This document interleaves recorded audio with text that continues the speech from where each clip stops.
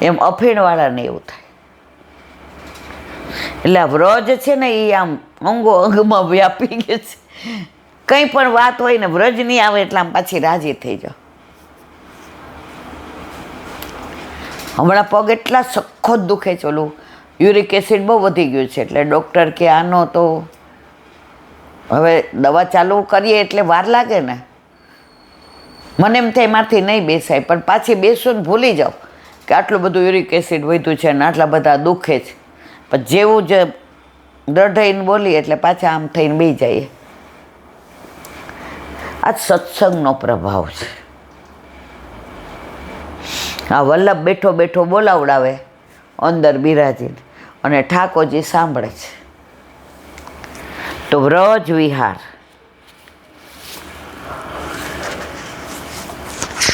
કાલે આપણે ભદ્રવન, હવે આજે એમાં પેલા બગલાની વાત આવી હતી, ઝારખંડેશ્વર મહાદેવની વાત યાદ આવી. અહીંયા ઠાકોરજીને બલદેવજી હારે જળ પીતા અને ગાયોને જળ પાતા, અને ઓલો બગલો આવ્યો તો ગોવાળિયાઓને ચાંચ મારીને હેરાન કરવા માંડ્યો. તો મહાદેવે એને એક પાંખ કાપી નાખી, ઝારખંડેશ્વર મહાદેવ. શક્તિ એને બરાબર લીધો, પણ આને વરદાન એવું હતું કોઈ મારી ન શકે. એ કેવી રીતે મળે? ઓલા જરાસંઘની જેમ વચ્ચેથી ફાડીને આજુ નાખી દેવાનો, જુદી જુદી. ઠાકોરજી કે ઓહો તમે આવી ગયા, તમારો ઉદ્ધાર લ્યો. બે ચીર કરી નાખી દીધો, ઉદ્ધાર. આ લીલા ભદ્રવનની. હવે આ જ મૂંઝવન, મૂંઝાટવી વન, જ્યાં ઠાકોરજીએ અગ્નિનું પાન કર્યું. ભદ્રવનથી આગળ સુરભીવન, સુરીર, મૂંઝાટવી જો આવ્યું. મેખવનાદી છે. મૂંઝાટવીમાં મૂંઝનું સઘન છે. એક વખત ભગવાન ગોચારણમાં પધારેલા, ગાયો તૃણ લોભથી ચરતી ચરતી દૂર મૂંઝાટવી પહોંચી ગઈ. બાળકો પ્રભુ સાથે રમવામાં મગ્ન હતા. તે દિવસે બકરીઓ, ગાયો, ભેંસો, હરણા, કૂતરા સાથે હતા. થોડી વારમાં ગાયો ન જોતા બાળકો ગભરાયા. શોધતા મૂંઝાટવીમાં આવ્યા. ત્યાં તો ભગવાને મેઘનાદ ગંભીર વાણીમાં સોમને નામ દઈને પુકાર્યા. ઠાકોરજીએ નામ દઈને પુકાર્યા. ભગવાનના નામ તો સૌ દે, તે તો મર્યાદા. અહીં તો ભગવાન ભક્તોના નામ દેતા હતા. બધાના નામ દઈ દઈને પુકારતા હતા. મર્યાદામાં ભક્તો ભગવાનના નામ દઈ દઈને બોલાવે. પુષ્ટિમાં ભગવાન ભક્તોના નામ દે. તે પુષ્ટિ સૌને હર્ષ થયો. ત્યાં તો ચારે તરફથી દાવાગ્નિ દેખાયો, સાથે પ્રચંડ પવન ફૂંકાયો. ગોવાળોએ ભગવાનની શરણાગતિ કરી. ભગવાને સૌને આંખો બંધ કરાવી. જો આંખો ખોલી રાખે તો આને ભગવાન માનવા માંડે, કારણે તો અગ્નિનું પાન કર્યું.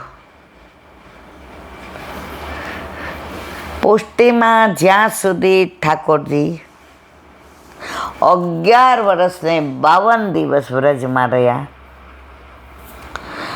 વ્રજવાસીઓ, વ્રજભક્તો, ગોવાળિયાઓ, ગાયો, બચરાઓ, પશુઓ, પક્ષીઓ, ગોપીઓ, ગોપ, આ બધાના તત્સુખનો જ વિચાર કર્યો છે. ગિરિરાજ કોના? પોતાના માટે? ના. ગાયોને લીલું ઘાસ મળે એટલે ગાયો માટે જતા, પોતા માટે નહોતા જતા. યમુનાજીમાંથી ને કાળિયા નાગને નાખ્યો, પોતાના માટે? ના. દરેક લીલા વ્રજમાં પ્રભુએ કરી છે ને, આ બધાના સુખ માટે કરી છે. ટોટલી પુષ્ટિ લીલા.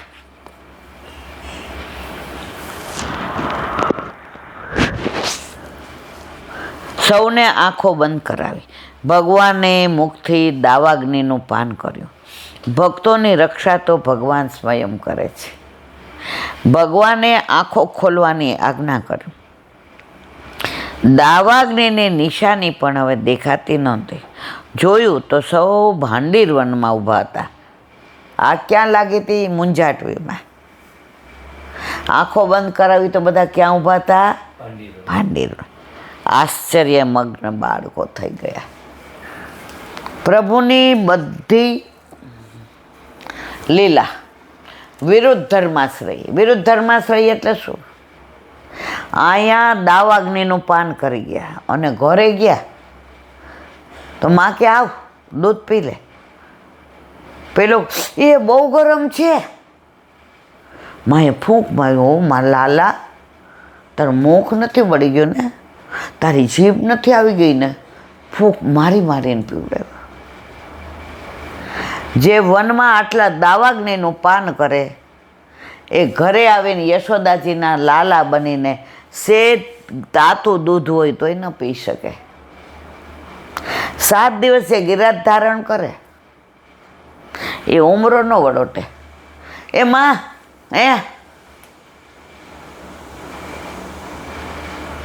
વિરુદ્ધ ધર્માશ્રય. ગોપીઓને બેડલા ચડાવે ત્યારે કિશોર અને રાવ લઈને ગોપીઓ આવે ત્યારે અંદર ઘોડિયામાં માં પલ્લામપુર. 12 દેખું તો વારો 12 વર્ષનો, અંદર દેખું તો ઝૂલે પલના, ઝૂલે ઝૂલે રે યશોદા મૈયા તેરો લલના. ઠાકોરજીની બધી વિરુદ્ધ ધર્માશ્રય લેલા. એટલે આપણે અહીંયા બેસીએ ને પછી હોલમાં જવાનું હોય ને તો ઘણીવાર એમ થાય ઓહો મોડું થઈ ગયું. આ લીલા બધાને અનુસંધાન કરતાં કરતાં ભૂલી જવાય, વ્રજમાં પહોંચી જઈએ. અત્યારે મુંજાટવી પહોંચી ગયા. બોલો વલ્લભાત મધુરાષ્ટક. વેણુ મધુર.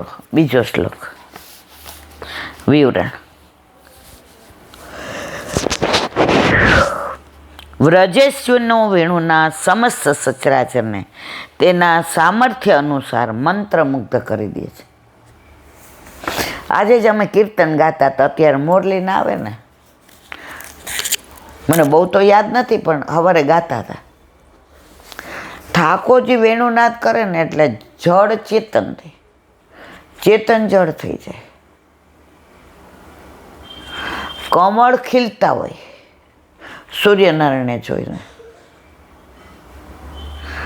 જેવો વેણુનાદ થાય ને ખીલવાનું ભૂલી જાય, અર્ધ વિકસિત દશામાં જ રહે. કારણ કે વેણુનાદનું અમૃત એનામાં પડ્યું.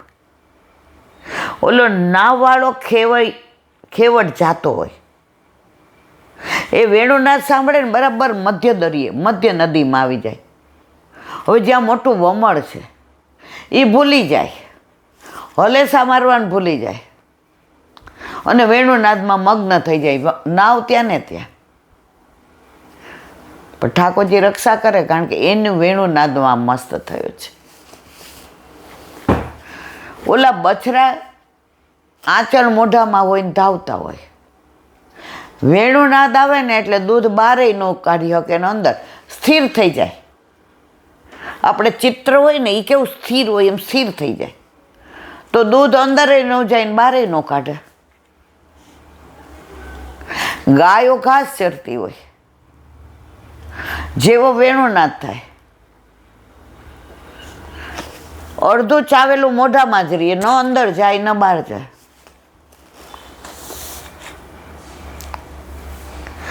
આવો પ્રભુનો વેણુનાદ.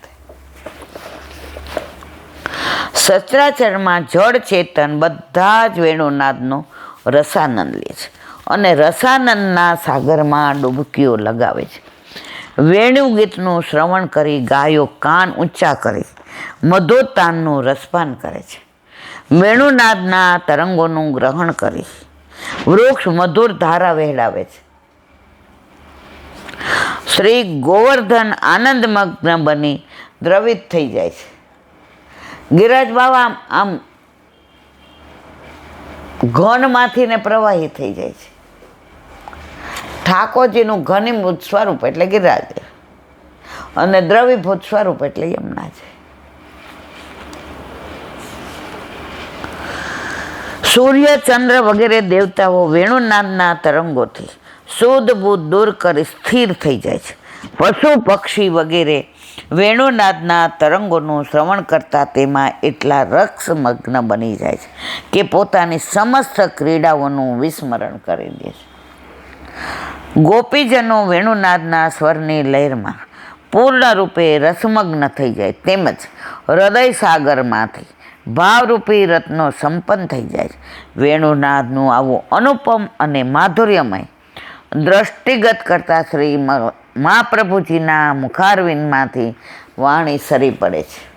વેણુ મધુરો. ઠાકોરજી વેણુનાદ કરે ને તો ગોપીઓ રસોઈ કરતી હોય. તો પહેલાં તો ચૂલે કરતા ને આ ગેસ ને કઈ ત્યારે તો વારંવાર ચૂલો ઠરી જાય. ઠાકોરજીને વિનંતી કરે થોડી વાર રો. હવે કેમ ચૂલો ઠરી જાય? વેણુનાદ થાય ને ગોપીઓને બોલાવે ને જઈ ન શકે. પરિવારથી બંધાયેલી, ફરજથી બંધાયેલી, એટલો વિરહ થાય કે આંખમાંથી અશ્રુની ધારા જાય. એ ધારા ચૂલાના ઓલા છાણા ઉપર પડે અગ્નિમાં તો એ અગ્નિ બુઝાઈ જાય. તો ગોપીઓ કે પ્રભુ આ થોડી વાર લૌકિક કરી લેવા દો. જો ગોપીઓ એ સંસારમાં રહીને જ શ્યામને પામ્યા છે.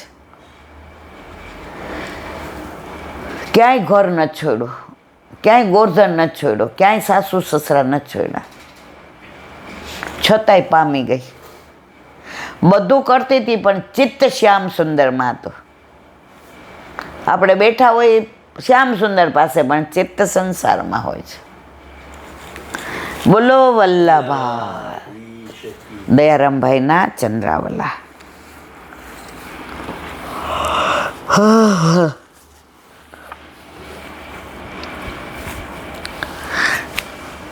ચાલીસમાં ચંદ્રાવલું. પૂર્ણા પુલિંદ ઉરુગાય પદાંબજરાગ શ્રી કુંકમેન દૈત્વત્સન મંડે તેના. આ એનું અત્યારે વિવરણ ચાલે છે.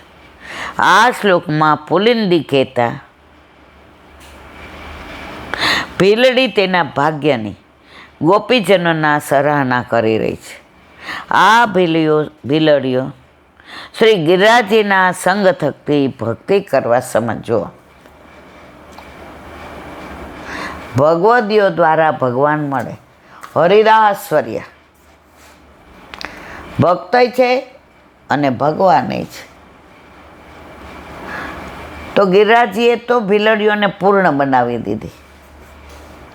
ઠાકોરજીને જુએ એટલે કે આપણે ત્યાં સુધી આપણે એમને સ્પર્શ કરવાનો અધિકાર નથી. તો ઠાકોરજી એ ઘાસમાં ચાલે ગિરિરાજીના ઓલામાં.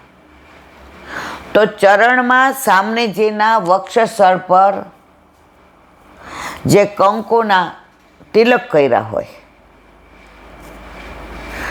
પ્રભુએ આલિંગનમાં એ ચરણારવિંદમાં એ સંયોગના તિલક ચરણારવિંદમાં લાગી ગયા હોય કંકુના, અને એ ચરણારવિંદ અહીંયા ચાલે. ક્યાં? ગિરિરાજીમાં ઘાસમાં. એ પ્રભુને સ્પર્શ કર્યા વિના એ કંકુને લઈ અને બધે લગાવી અને ભીલડીઓ પૂર્ણ બની ગઈ. શંકો નહોતી, હરિદાસવર્ય. અને કૃપા કોણે કરી? પ્રભુએ. તો એમના ભાવથી આજની તારીખમાં પણ ઉત્થાપનમાં મેવો આવે છે. આપણે નાથ દ્વારા જાય તો બાર ઓલા બધા વેચવાવાળા હોય એની પાસેથી લઈને આપણે મેવો પધરાવીએ. બહારથી આપણે નથી લઈ આવતા. એ અધિકાર એમનો છે. આ તો બધી બહુ ભાગવતની સુંદર લીલાઓ છે. સવાર સુધી હાલે પણ આપણે હવે આ ભીલડીઓ શ્રી ગિરિરાજીના સંગ થકી ભક્તિ સમર્થ બને. તેથી તે મહાન ભાગ્યવાન, તેના સુખની શ્રી લક્ષ્મીજી સાથે સરખાવેલ છે. બોલો, ભક્તિ રસનું પાન ભગવત ભક્તો મળીને કરે છે. જો ભગવત ભક્તો મળીને, એકલા કોઈ કરતો નથી. વેચીને ખાવ, અત્યારે તો મને જ દો, તો બીજાને નહીં. આગળ જગ્યા હોય ને બેસવા જાય તો અહીંયા તો નહીં જ.